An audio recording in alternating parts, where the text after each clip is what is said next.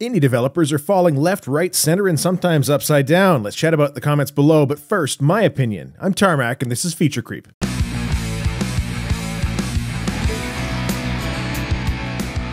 Getting into business for yourself is a dangerous road. The potential rewards are staggering, causing many dreamers to gain grandiose visions of success, much like a gambler betting his or her last dollar. 1/3 of new businesses are closed within the first 2 years, 50% within 5, and only a quarter left over after 15 years.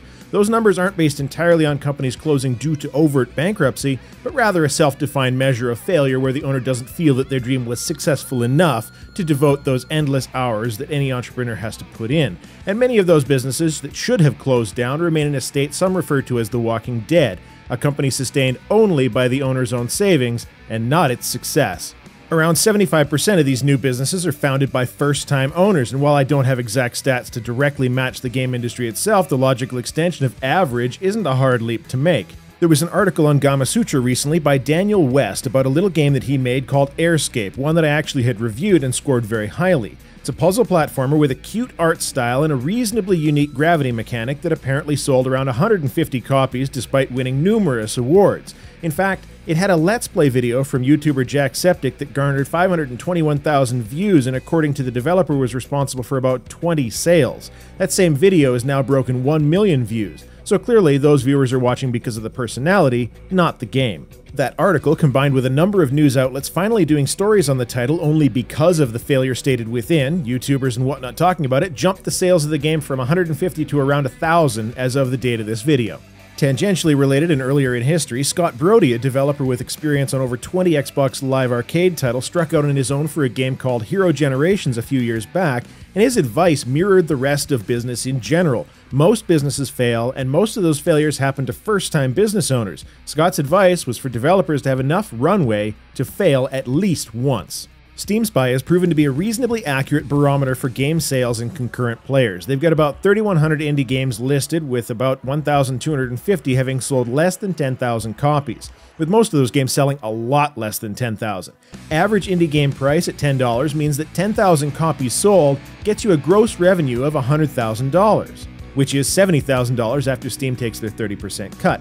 Then you need to cover expenses like software licensing, marketing, any assets that you purchase for the game, and then after that, hope that you have some money left over to pay rent and eat.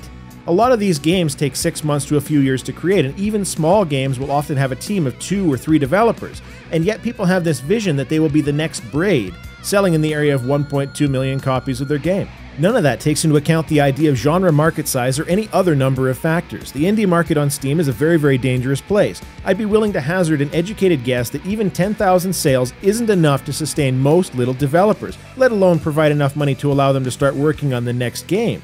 Over half of the indie games on Steam don't make it to 20,000 sales either, and frankly, the 140,000 after the Steam cut just doesn't stretch as far as one might think, especially if you're not a solo developer. So, what happened to Airscape? The game wasn't as hard as Super Meat Boy, but definitely had a difficulty curve that at least warranted being mentioned in the same company. Are 2D platformers a saturated market?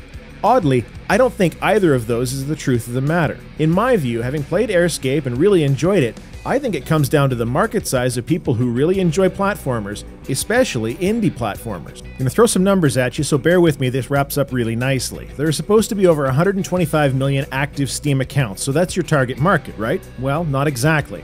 About 80% of all indie games sell fewer than 100,000 copies according to the Steamspy data. That's all indie games combined.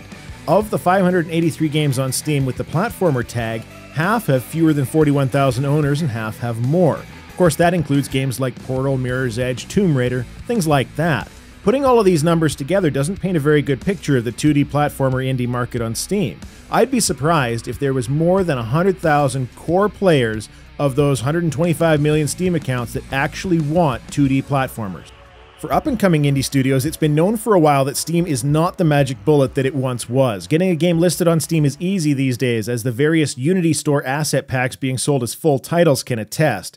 But as with any business, you need to do your research, and the first item on the to-do list for anybody who wants to sell a product is to try to figure out how many people out there might be willing to actually buy it. I suspect if the developers of Airscape knew that there were likely less than 100,000 core 2D platformer fans on Steam, and that the luck of viral success was what they would need to make it, They might have rethought their strategy. I think Daniel's assertion that making a good game isn't good enough is certainly correct to some extent, but that's not the whole story.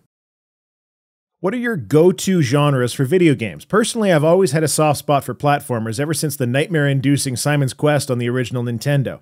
Feature Creep is a regular show every week. It'd be great if you subscribed and stuck around to be part of the various discussions that we have on the channel. Thanks for watching. That's all I have to say.